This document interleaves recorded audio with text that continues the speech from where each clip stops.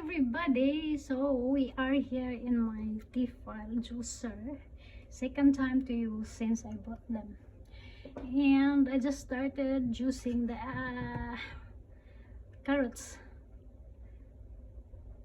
and I sliced them smaller so it's easy for the juicer to chop or to squeeze.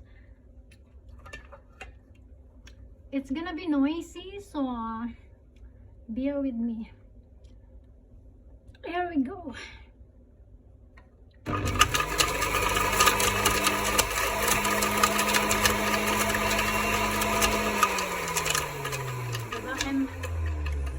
I'm so happy because it's working. I thought it's broken.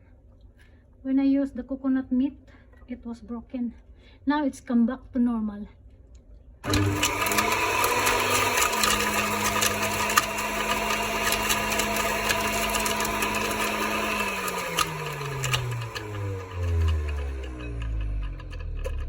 So hindi ko siya tatakpan nito kasi baka kung i-overload ko is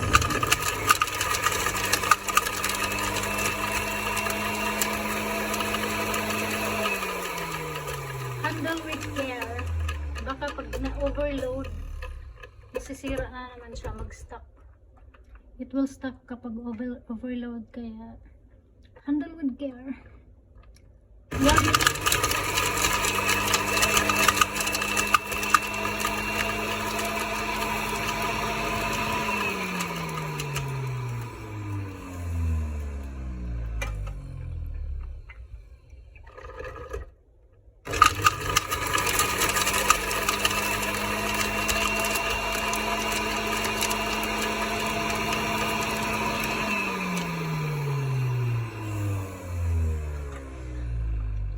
Continue using like all the way because it might overheat, so it's just from time to time.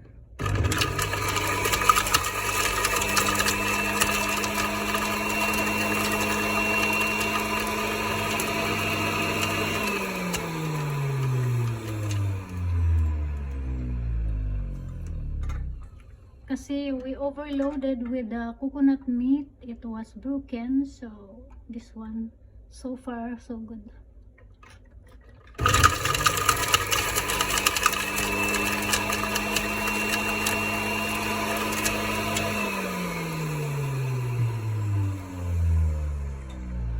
The cup is nearly full, it's now halfway.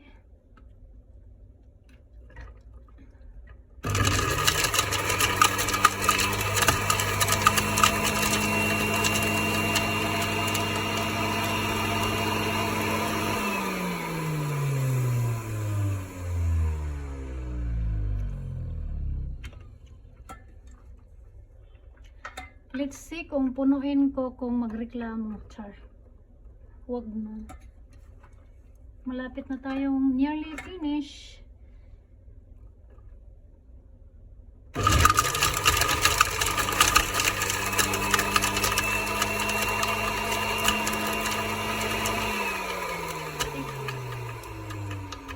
I love it.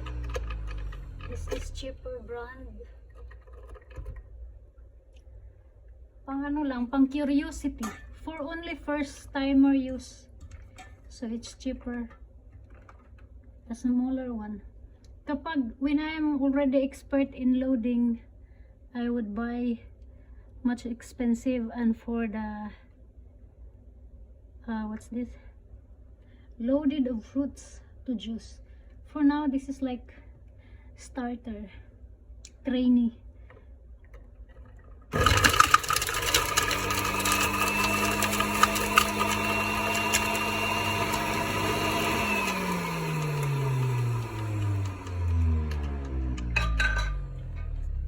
Let's go. We will load them all together and use the cover.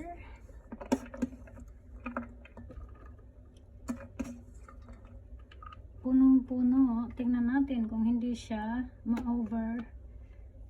overuse.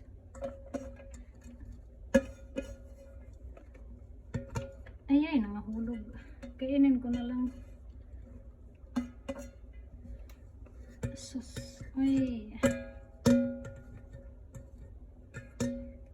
Mamaya mag-juice ako ng ano, ng orange.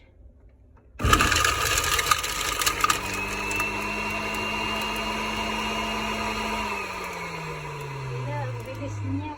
So yun lang. It was about 4 big carrots. And hindi nakapuno. It's not full. So it's empty now. I think I want more. Mag-slice pa ako. So that's it mga madam and sir. I want full of this one. So I have 2 carrots left. I will put them in. Thank you guys for watching. Bye. Let's see first part 2. It's a bigger slice naman. Bye guys.